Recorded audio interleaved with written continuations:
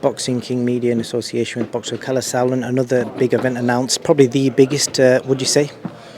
I think it's the biggest crossover boxing pay-per-view event that's ever taken place. If you look at the 7-fight card, you look obviously at KSI, Dylan Dennis, but also the card is it's got a bit of everything to it, and it's got faces on it that we now know from the Misfits series, the Misfits X series on DAZN. You know, it's great, and you know, it's like I said, it's good to have a home for this fascinating world. You covered a lot of the stuff in the press conference, so I've got a few different questions around the event. How do you do the matchmaking for these type of shows? Because obviously with professional boxing, you got somebody who's seen people box before. This, it's a bit like, you know, is it word of mouth?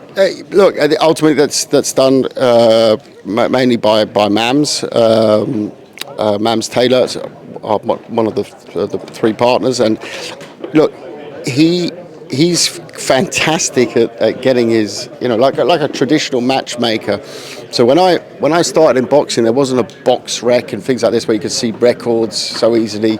You'd have matchmakers who had to rely on information from out of gyms, information out of, you know, fights that they'd seen. This is even more difficult, and sometimes it's a gamble. And so far we've been lucky in the matchups, but there's been a couple that maybe were, if you looked at it afterwards and said, well, that was a bit of a mismatch. That's going to happen, you know?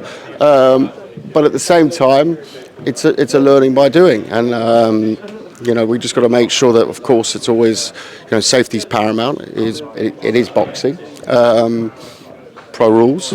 So, but yeah, it's a talent. I'm happy it's not one of my responsibilities.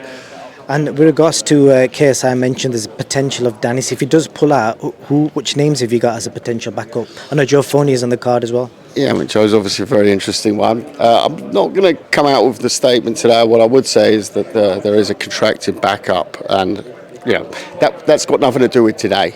Today is fun and games. I'm not stupid. I've been there before, but it's boxing. It's the difference a little bit around KSI is also his schedule with all the other things he does. So it's not like a case of, oh, we'll just push it, you know, 6 weeks and wait for someone to get. So if someone gets injured, we have to go on that date. Yeah. So you know, January the 14th is absolutely locked in.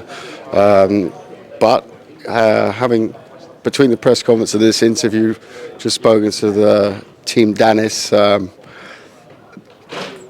be here. You mentioned Tommy Fury in the presser. Is there potential long way down the line? Could KSI potentially beat Jake Paul to the Tommy Fury fight? Could KSI could KSI end up fighting Tommy Fury? Yeah, absolutely. Why not? It was on one of our names that we were thinking about for January as well. But you know, there's a long list of people who would like to box against KSI for obvious reasons as well, but also that they believe they can beat him. And I guess Tommy Fury would have to put on that list. Just want to get your opinion on a couple of other things. Conor Benn released a statement this week saying that he feels like, well, he's saying that he's going to be found innocent. Have you heard any update? Have you been told anything? Just what you've seen. Don't know. I guess he's under a legal. Let's call it a legal muzzle. So there's only so much he can say. But I have to respect that. But I thought it was one word that I found interesting in there was contamination. So that obviously shows an indication of what route they're going down. But look, I mean, the court is out, so to speak, and like everyone, we'll look at that and see what's going on there. But we're not party to that as such. We might become party to that, but not at the moment.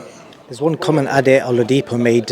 He suggested that the hearing should be done with an independent body. Obviously, I don't know. Ade Oladipo, he did a podcast the other day and I picked up on it.